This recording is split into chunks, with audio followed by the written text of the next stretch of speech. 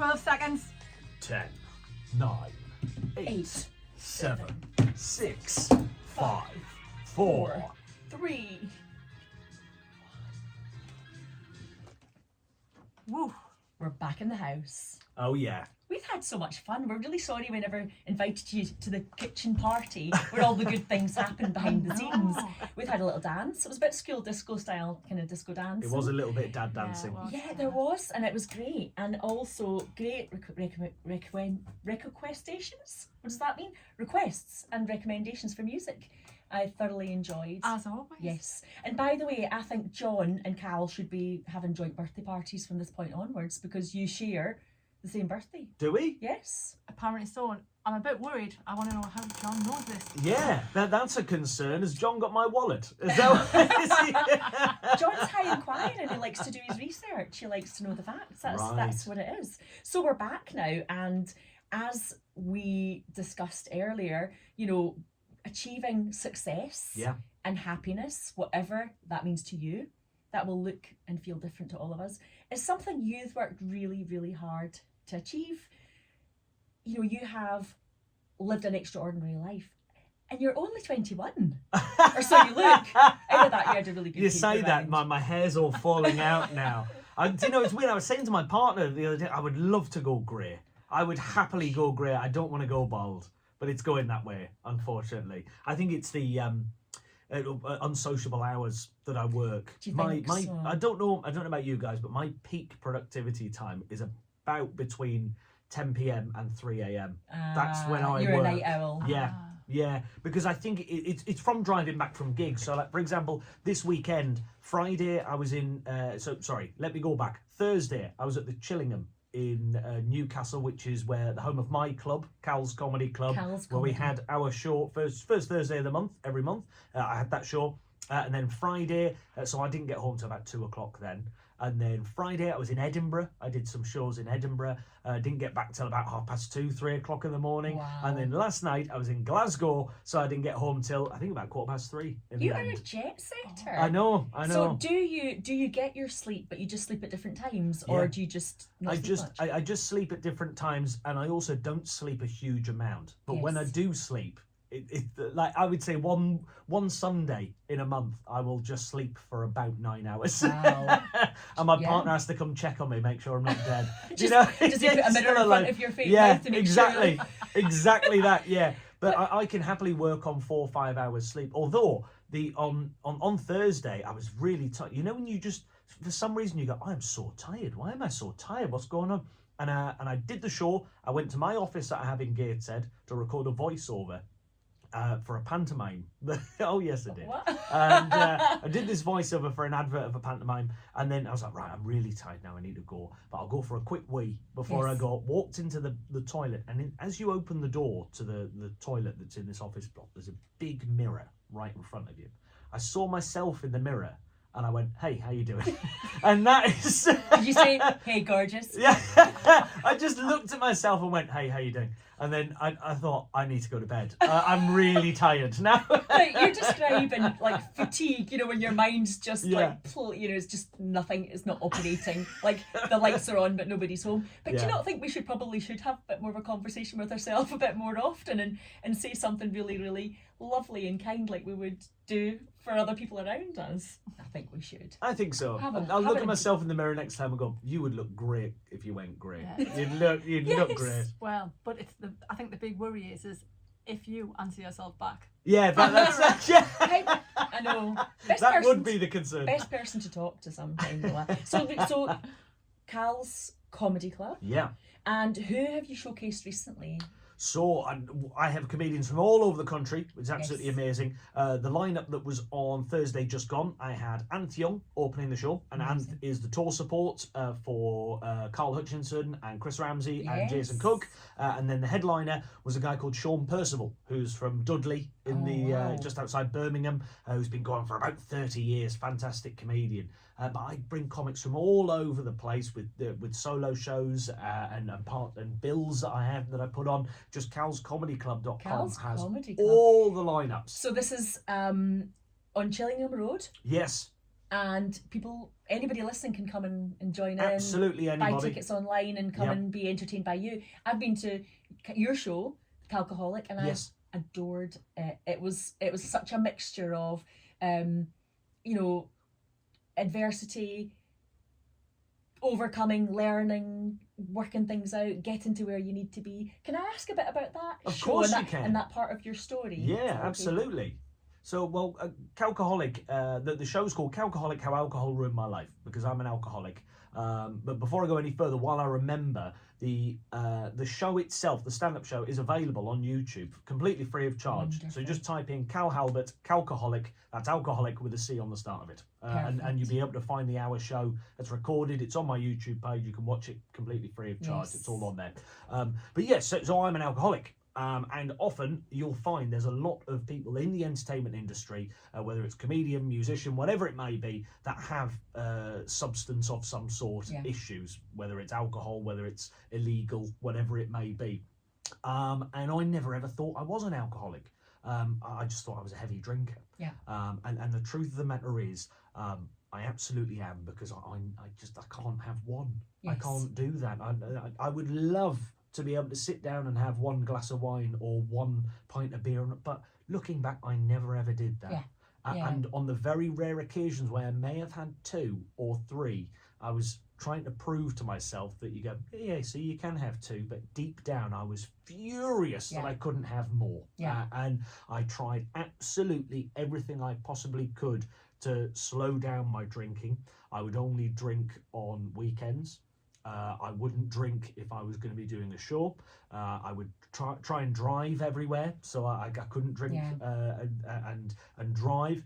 I would have a pint, and then I would have a soda water or a water, then another pint, and try and slow myself down there. I decided to just go on to weak lager instead. I tried, you name it, I tried absolutely everything. I tried drinking at the same pace as the other people I was drinking with. It would just drive me insane, because how does it take you 20 minutes to drink a pint of beer, which is quite quick to most normal people, do you know? Yes. Whereas I'm going, I would have had 2 by now. Yeah. And you're tapping your fingers, you're getting angry. I was just always looking for when I could have my next drink. I would cut everything short, so I go, great, I've got somewhere to be. I've got a meeting with the dog and duck. That's what I've got a meeting with. Do you know, it was absolute ridiculousness. But I realised that I had a real problem. It was lockdown, where it was really bad, where you couldn't go to the pub. Because I wasn't an alcoholic, because I didn't drink in the house. I never did that. That's what I told myself in the head. I don't drink in the house, so I can't be an alcoholic. Lockdown, I could only drink in the house. And that changed for a lot of people, didn't it? The drink was, it became a sort of soothing, self-soothe. And you know what? For the vast majority of people, it was great. You know, and you go, we're in lockdown, and I know it's only midday, but I've made a cocktail that I saw this morning. Do you know what I mean? And I'm going to give it a go. It's 5 o'clock somewhere in the world. Exactly, you know, and it was fun. Do you know, it was fun. But when towards the end of my drinking in lockdown, it was a litre bottle of gin a day plus whatever else I could find. You know, and that's not fun. I don't think. I don't think. This morning we're recommending. I tell you, this is a great cocktail. It's called Depression. Just have a litre bottle of gin. That's it wasn't what I wanted. So I started. My partner really helped me and said, you need to get out and go to Alcoholics Anonymous or a therapist, or find some support of some sort, because I'm done. I've had enough now, and totally fine. If the roles were reversed, I would have left way before any of this happened, you know. So decided to stop drinking. Realised that my life was getting better and better and better by not drinking. I wasn't forgetting things. I wasn't letting people down. I wasn't desperately trying to count out money from the jar that's on the side to see if I can afford another bottle of something. It was just my eyes opened, you know, where once the alcohol started to leave, because what if you have a heavy night out, it takes up to 3 weeks for all the alcohol to leave your body completely. And I was having shakes and all sorts, but I never had hangovers through my drinking. And I thought, how is that this is I never got a hangover. If I can, I'll probably count on one hand the amount of hangovers I can remember. But the truth of the matter is, I don't think I ever sobered up enough to have one. Of course. That's the truth of the matter. So when I was coming off all the alcohol, it was scary. Yeah. It was scary, and you're sitting there and you're going, oh, how did I do this to myself? Yeah. Like, constantly for years, and I was unwell. I got food poisoning a couple of weeks ago, and it was the closest I felt to being hungover since I stopped drinking so many years ago. And I was lying there holding my stomach thinking, how did I do this to myself every single day? This is the most awful feeling I've ever had. But I guess you have to be out of it to have that insight, because when you're in it, it's just your norm, isn't it? It's just how you become life is. complacent with feeling groggy and sleeping on the metro onto a commute to work or something like that. You know, it's you just get used to that sort of feeling. But once I stopped drinking, I noticed colours more. The days got brighter. I felt happier. My back wasn't hurting anymore. My stomach wasn't hurting anymore. You paid attention to things like birds singing. Incredible. And I know this sounds a bit creepy, but I would sit in this park when I was trying to do something to break the routine of going to the pub, and I would go for a walk in a park nearby, and I would sit down and I'd watch the kids play. And I know it sounds creepy, but it wasn't. I was just watching families playing, and you go, that's wonderful. That's real. And it also, because my niece was born around the time that I stopped drinking, ballpark, and I just saw that I can't wait for me to be able to do that with my nieces, you know. And that's the great thing, that you just see, if you look for happiness, it will come to you, and you notice more happiness there, around isn't it, you. to be noticed. But it almost feels like you woke up to a brighter, more vibrant world. As corny as it sounds, that's like what you're describing. Can I ask then, did you go through a 12-step process, or how did you do it? Just for any listeners who... So I went to Alcoholics Anonymous. There's an amazing place in Newcastle called George Street. And George Street is it's like a recovery centre which has meetings every single day at 10:30 in the morning. Tuesdays are a 10:30 in the morning meeting that is women only. So if you feel uncomfortable, if you're female and you don't want to go sit in a mixed group, Tuesdays are your day. Fridays are 12:30. All the others are 10:30 in the morning. Fridays is 12:30, and that's a newcomers meeting where it's heavily put towards people coming to AA for the first time and being welcomed in. So that's where I went to. But if you're sitting there thinking, I don't have a problem with alcohol, but my brother does, my son does, my friend does, you are also welcome at AA meetings as well. Every single meeting is open. Which means anybody can walk in at any time. My only thing that I would say on that is let somebody know that you are not an alcoholic. I've come to observe a meeting, and they will announce that to the group at the very start. And anybody that has a problem with it, they won't ask you to leave. That's the big thing, is that they won't ask you to leave. But if someone is uncomfortable with someone not being an alcoholic in that room, they will either leave themselves or they will just not share. And that's absolutely fine as well. There's also a sister organisation to AA, which is Al-Anon, which is A-L-Anon, and that is for people who have been affected by someone else's drinking. That's incredible. So whether that is your partner, your family members, your brother, even your boss or a friend, if you've been affected or are concerned in any way, shape or form of somebody else's drinking and you've been affected by it, Al-Anon, A-L-Anon, is the sister organisation that works in a very similar way to AA, and it also describes things that AA do. So that's completely well worth having a look out for. Super helpful to know, and it's just for anybody listening, it's just really good advice and feedback, and you've been through that, you've been there, you know what resources are there, and this is such a common and prevalent problem for all of us in the world right now. It really is. And the North East has been voted like the highest level of alcohol abuse as well. Yeah, that doesn't surprise me at all. Often in heavy working class areas.